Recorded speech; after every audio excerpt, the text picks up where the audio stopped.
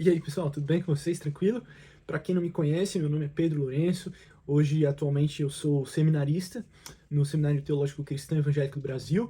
E eu tô aqui hoje para a gente conversar um pouco sobre soberania de Deus e a formação do cânon protestante, tá certo? Hoje eu percebo que existe um movimento muito grande de protestantes se tornando romanos. E entenda que romanos como católicos, tá bom? E utilizando um argumento falacioso de que querem voltar às origens, uma das coisas que essas pessoas perguntam é por que, que a Bíblia protestante é diferente da Bíblia católica? Pode ser que você não esteja dentro desse movimento, engajado nessa discussão, e você tenha dúvidas honestas a respeito do assunto. Por que a Bíblia protestante tem mais livros? Por que a Bíblia protestante tem menos livros do que a Bíblia católica?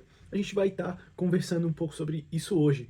Para isso, para a gente ter uma discussão mais completa e mais rica, nós vamos passar um pouco sobre o Antigo Testamento, vamos conversar um pouco sobre o Novo Testamento, alguns argumentos contrários para o cânon protestante, argumentos que eu nomeei como argumento liberal e argumento romano. O argumento liberal eu vou lembrar e vou comentar um pouco da revolta dos macabeus, como que os liberais olham para a revolta dos macabeus, e como os romanos, como os católicos, olham para a Septuaginta. São dois possíveis argumentos contrários ao cânon protestante.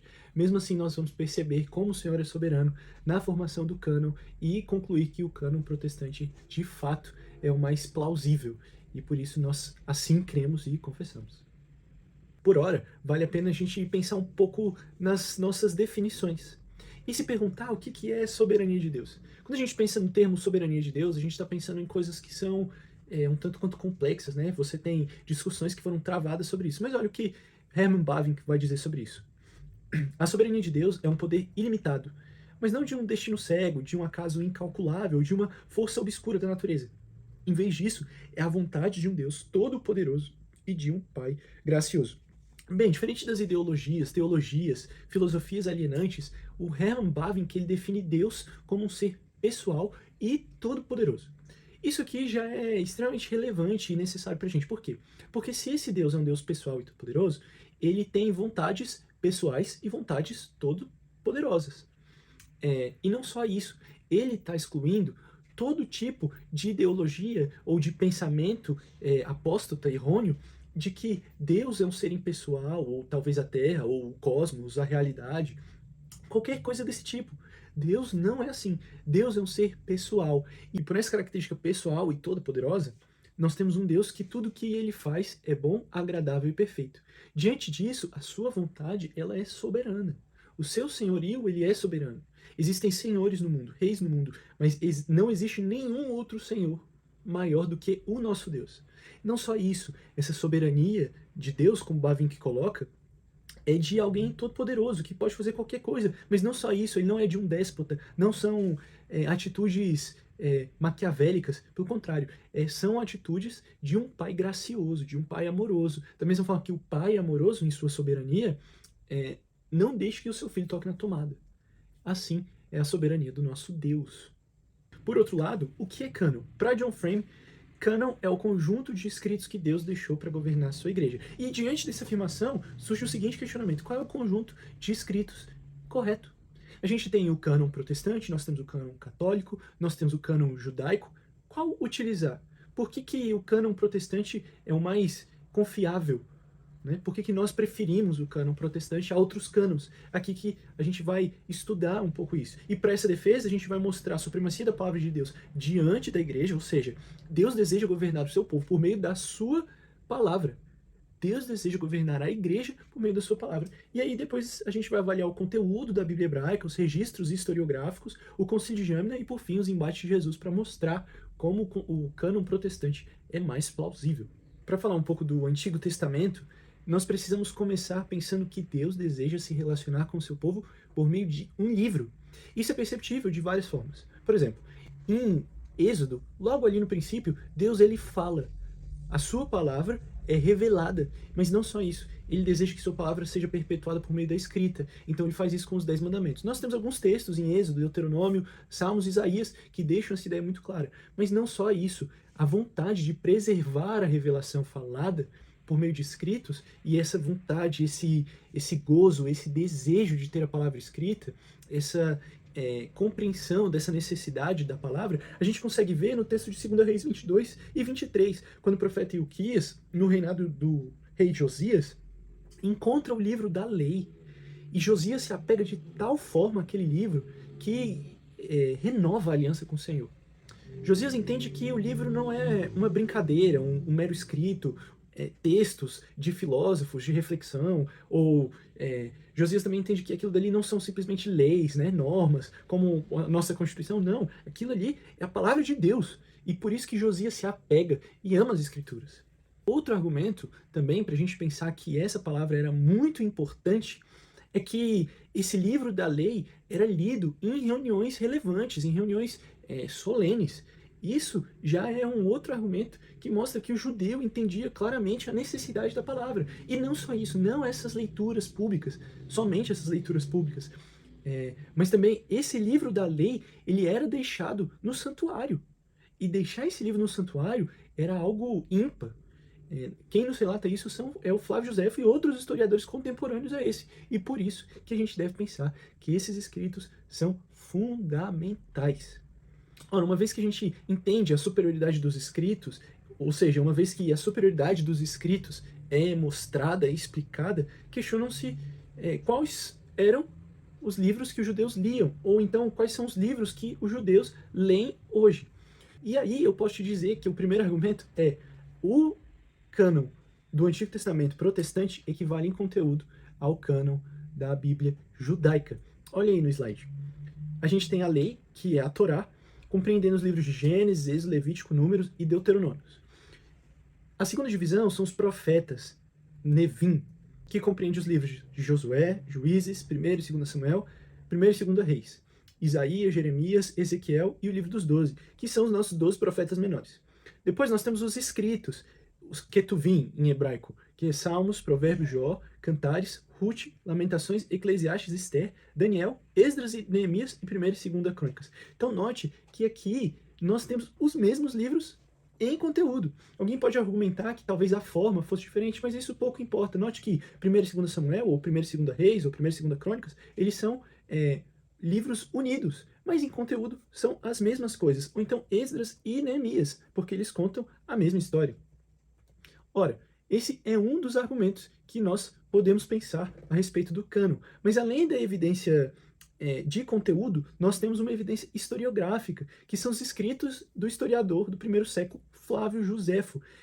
Em seu livro Contra Apionem, ele afirma: não temos miríades de livros, discordando e conflitando entre si, mas apenas 22, contendo o registro de todo o tempo e justamente dignos de crédito. E aí, você pode olhar para o slide, mas não eram 24? Por que ele colocou 22? Provavelmente porque ele está considerando aqui o que eu nomeei de 19, que é Lamentações, como um apêndice do livro de Jeremias, uma vez que eles têm a mesma autoria. Não só isso, o livro de Ruth, que é o número 18, ser um apêndice do livro de Juízes, uma vez que o livro de Ruth, como nós podemos ver logo no início, foi escrito no tempo de Juízes. Bem, o terceiro argumento, além do argumento de conteúdo e o argumento historiográfico, nós temos o argumento de Jâmina. O que foi o Concílio de Jâmina? O Concílio de Jâmina foi um concílio realizado por judeus em meio ao colapso da comunidade judaica no ano 70. E nesse contexto, os judeus eles precisavam refletir sobre a tradição que tinham recebido acerca dos livros sagrados e manter essa tradição intacta. Então, pense em um contexto de perseguição dos judeus. Nós precisamos refletir sobre os livros que nós vamos manter ou não manter. O Concílio de Jâmina não tinha um propósito de estabelecer o cânon, dizer o que é a palavra de Deus ou não, mas só manter o que já era considerado palavra de Deus. Esse é o nosso terceiro argumento. O quarto argumento são os embates entre Jesus e os fariseus. Nós sabemos que eles tiveram uma série de debates. Debates a respeito da lei, a respeito do sábado, a respeito do matrimônio e do divórcio, mas nenhum desses embates foi a respeito do cânon. Como isso é curioso? Além disso, a gente vê os escritores do Novo Testamento se referenciando à Bíblia como algo inigualável. Então, quando eles fazem uma citação às Escrituras, eles dizem algo como Deus diz, ou as Escrituras dizem, ou está escrito, o que gera confiabilidade. diferentemente das citações dos textos seculares, que nunca é tratado dessa forma. Depois você dá uma olhada nos textos de Atos 17, 28, Tito 1, 12 a 13, Judas 8 a 10 e 14 a 16. Então, por esses 4 argumentos, nós podemos ver uma clara superioridade do cânon protestante, que entende que a Bíblia é maior do que qualquer instituição, porque a Bíblia define a igreja. Esses 4 argumentos, eles são super importantes para a gente entender um pouco mais do cânon protestante. É claro que nós precisamos pensar também nos argumentos contrários ao cânon protestante. Eu dei nome aqui a 2 argumentos, que eu chamei de argumento liberal e argumento romano. O argumento liberal vai dizer que a revolta dos macabeus alterou o cânon de alguma forma. E o argumento romano vai argumentar em cima da Septuaginta.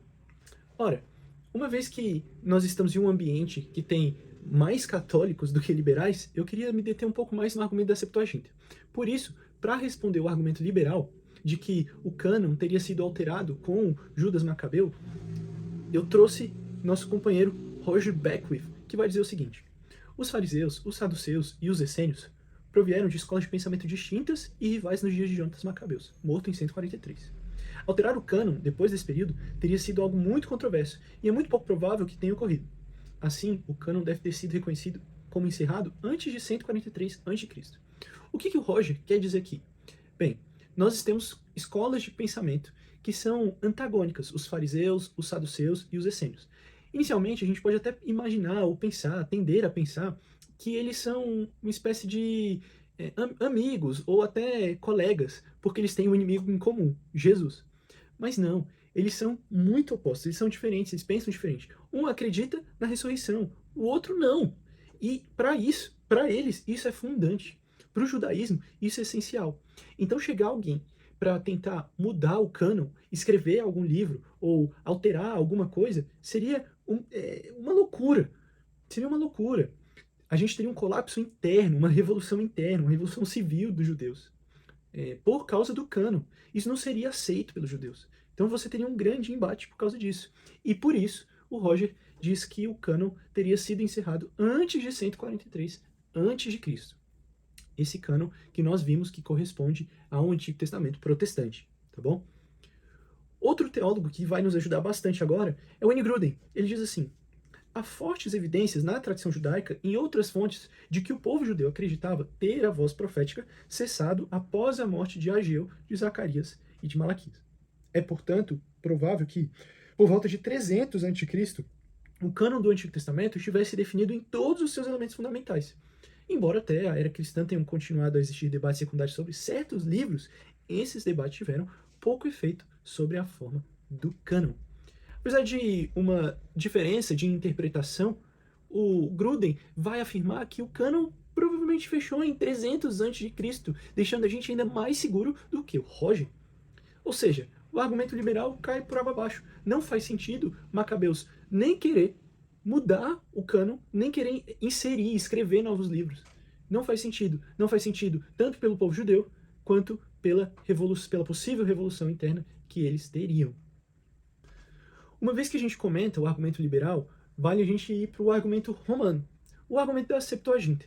Eles vão dizer o seguinte: que a Septuaginta, ou seja, os livros traduzidos pelos 70, não são equivalentes aos da Bíblia protestante. Primeiro, o que é a Septuaginta? A Septuaginta não é nada mais, nada menos que a tradução do Antigo Testamento hebraico para o grego. Para o grego. Ela se chama Septuaginta porque 70 ou 72 homens traduziram o texto. E isso pode variar, o número pode variar.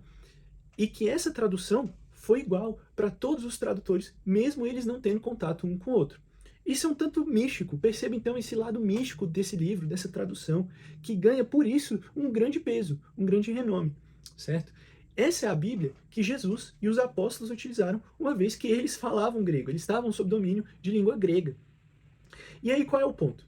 A Septuaginta acabou, além de traduzir os livros do Antigo Testamento, traduziram 7 livros a mais, que são os livros da Bíblia Católica, saber Tobias, Judite, Sabedoria de Salomão, Eclesiásticos, Macabeus 1 e Macabeus 2 e Baruque.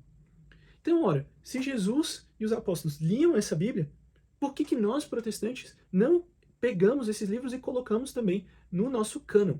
Para isso, Francis Turrentin. Ele diz o seguinte: Os apóstolos usaram essa versão não porque queriam ser ela autêntica e divina, mas porque ela era então a mais usada e mais universalmente aceita, e porque onde se perseverava um respeito pela verdade, pelo sentido e verdade, não se dispunham a temerariamente disputar ou a criar dúvida na mente dos mais fracos, mas por santa prudência deixaram intocado que, caso fosse mudado, teria escândalo, especialmente quando ela correspondesse ao seu propósito. Entretanto, fizeram isso de tal maneira que, às vezes, quando parecia necessário, quando a versão da Septuaginta parecia não apenas inadequada, mas inverídica, preferiam a fonte.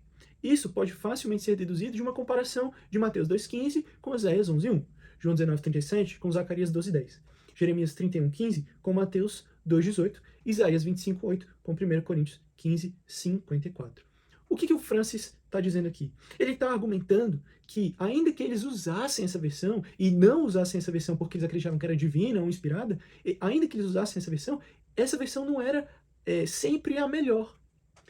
Francis explica que eles usavam essa versão pelo costume e por amor aos mais fracos. E quando se fazia necessário, eles mesmos traduziam o texto. Note que isso não é muito diferente do tempo moderno, do tempo atual. Uma vez que você tem textos, ou você tem uma tradição em cima de um texto, mudar isso é muito complexo. Imagine os irmãos que são mais fracos na fé, como que eles vão olhar para isso? Então, observe. Você tem o texto de João 8, de Jesus e a mulher adulta. Algumas versões, as versões mais antigas, vão colocá-la entre colchetes. Já as versões mais atuais, além dos colchetes, vão colocar uma nota de rodapé, dizendo que esse texto não está nos manuscritos mais antigos. E aí, o recente texto da Tyndale House do Novo Testamento grego já não traz esse texto. Então, perceba que você tem uma quantidade considerável de anos para você mudar o texto bíblico, porque você tem irmãos que são mais fracos, que para eles podem ser um escândalo, certo? E Jesus e os apóstolos entendiam isso. Para isso, para uma compreensão maior, o Francis ele traz a comparação de alguns textos que eu trouxe aqui visivelmente para a gente poder observar. Olha aí, do Egito chamei meu filho, Mateus 2,15. E aí eu marquei a citação que ele faz do profeta, e note que em Oséias 11,1, na Septuaginta, ao lado direito da tela, tá diferente. Eu poderia traduzir aqui, mas visivelmente é diferente. Mateus, ele prefere traduzir do original do que fazer uma cópia manual da Septuaginta, certo? Você pode fazer isso com os outros textos também e perceber como os autores fazem essas mudanças de forma correta e sábia. Vale ainda dizer que o objetivo dessa aula não é de conversar ou argumentar sobre a inspiração, mas sim sobre canonicidade. Mesmo assim, eu queria só fazer um parênteses. Por que nós não cremos que esses livros são inspirados, certo? O que é um livro inspirado? Inspiração vem do termo theopneumatos, né? De 2 Timóteo 3,16, que a palavra de Deus é inspirada, é soprada por Deus, e útil para ensino, para correção, para repreensão, etc, etc. Nós não dizemos o que é inspirado ou não. Nós só reconhecemos. Além disso, nós não podemos dizer que uma tradução é inspirada.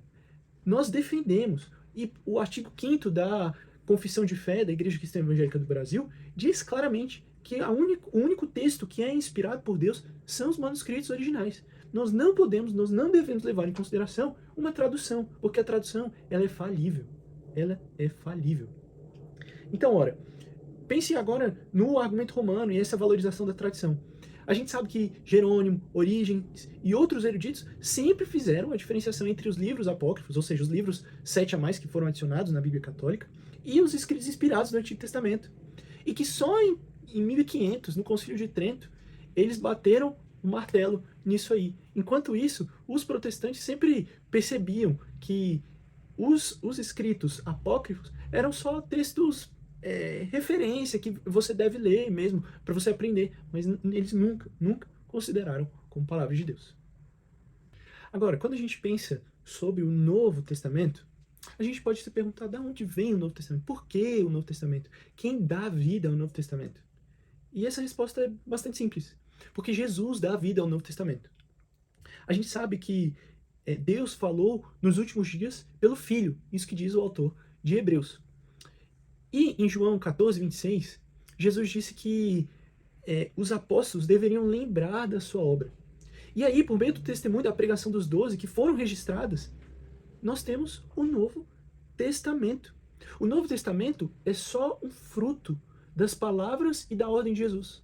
Guardem os meus mandamentos. Guardem os meus mandamentos. Lembrem-se da minha obra.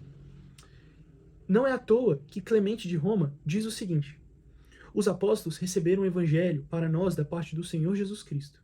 Jesus Cristo foi enviado da parte de Deus.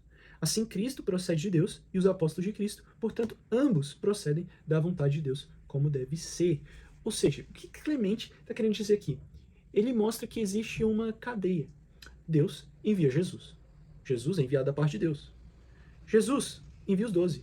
Os 12 são enviados da parte de Jesus. Se Jesus é enviado da parte de Deus, então os 12 também são enviados da parte de Deus. O que os apóstolos, o que os 12 escrevem, o que os 12 ensinam, são da parte de Deus. Por isso que existe, por isso que o Novo Testamento ele é concebido, por isso que ele é real e ele está aqui hoje nas nossas mãos. Beleza, o Novo Testamento existe e ele está aí. Agora, como que a gente sabe quais são os livros que são inspirados, que fazem parte do Novo Testamento? Em primeiro lugar, a gente sabe em João 10, 27, que as ovelhas de Jesus escutam a sua voz. O que isso significa? Que pela soberania e pela graça de Deus, essa soberania que a gente viu lá no início, que molda a história, como um pai gracioso molda e cuida da vida do seu filho, os discípulos e a igreja do primeiro e do segundo século foram ouvindo a voz do Senhor, entendendo o que era ou não a palavra de Deus. Eles só reconheciam o que era, eles não definiam o que era. A igreja não pode, de forma nenhuma, falar assim, isso é a palavra de Deus, isso não é a palavra de Deus. A igreja simplesmente reconhece um trabalho sobrenatural de Deus. Como nós sabemos, João 10, 27, os seus discípulos, as suas ovelhas, escutam a sua voz. A ovelha escuta a voz do seu pastor. E é isso. E aí, pensando nesse sentido, em termos históricos, a gente sabe que a igreja reconheceu facilmente, em primeiro lugar, os 4 evangelhos. Os 4 evangelhos foram aceitos com muita tranquilidade. E em seguida, os escritos paulinos, como a gente vê em 2 Pedro 3,16. Quando Pedro recomenda as cartas de Paulo como as outras escrituras. Ou seja, Pedro entende que os escritos de Paulo também são escrituras, também são palavras de Deus. Leia esse texto depois. É claro que nós temos algumas dificuldades, mas já no final do segundo século, 21 dos 27 livros já eram reconhecidos como canônicos. Quais deles? Os 4 evangélicos, como a gente disse anteriormente, o livro de Atos, as 13 cartas de Paulo, 1 Pedro, 1 João e Apocalipse. Nessa época, Hebreus, Tiago, 2 Pedro, 2 e 3 João e Judas foram mais esquecidos pelos pais da igreja, o que acabou gerando dúvidas sobre canonicidade para os líderes posteriores. Mas ainda assim, eles foram aceitos. E alguém pode dizer assim, mas o que os pais da igreja têm a dizer sobre a Bíblia, têm a dizer sobre o cânon?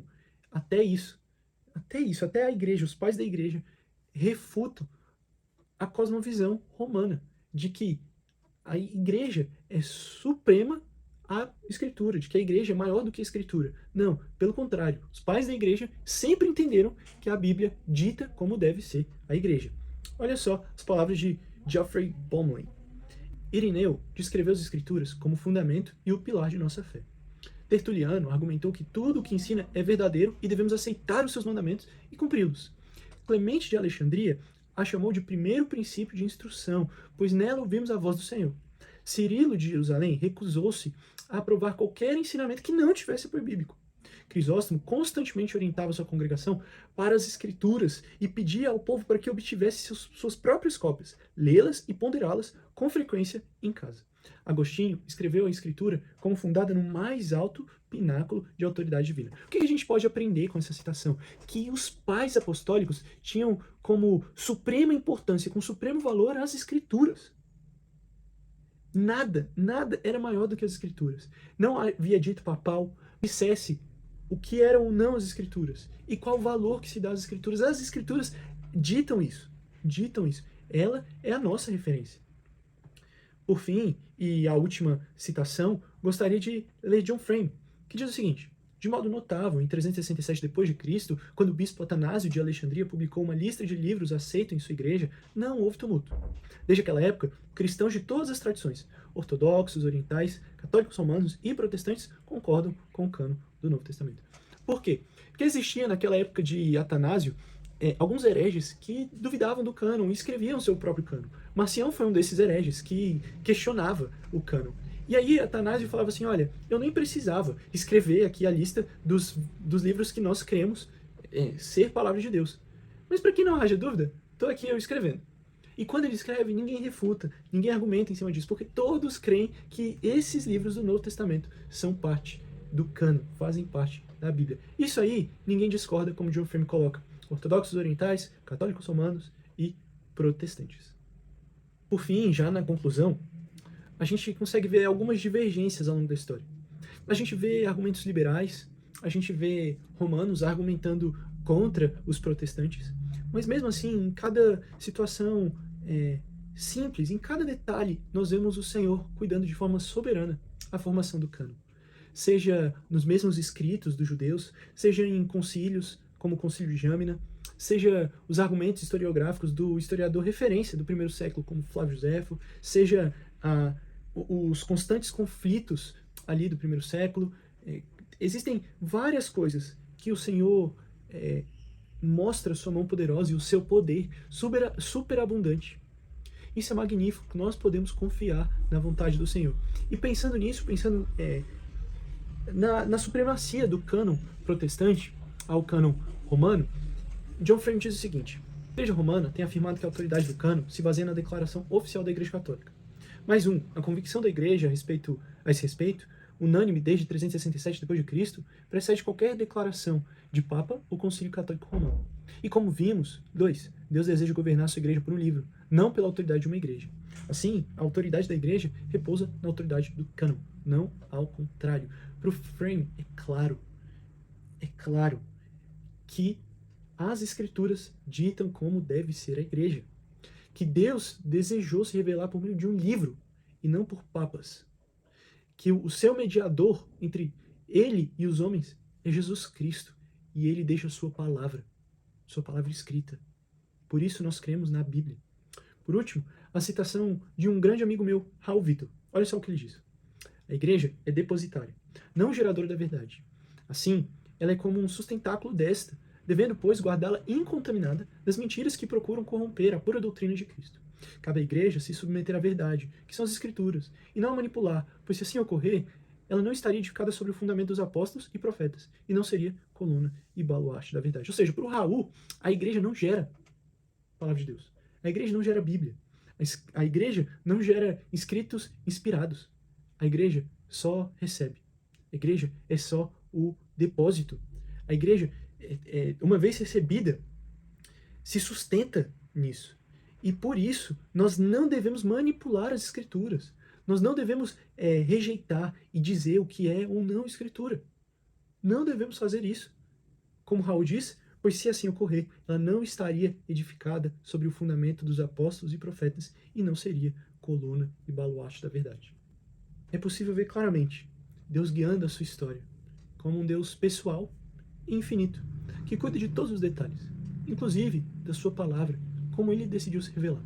O meu desejo é que a gente se apegue às Escrituras, à palavra de Deus, ame elas, entenda que processo magnífico que Deus utilizou para formar esse cânon, esse conjunto de livros tão maravilhosos.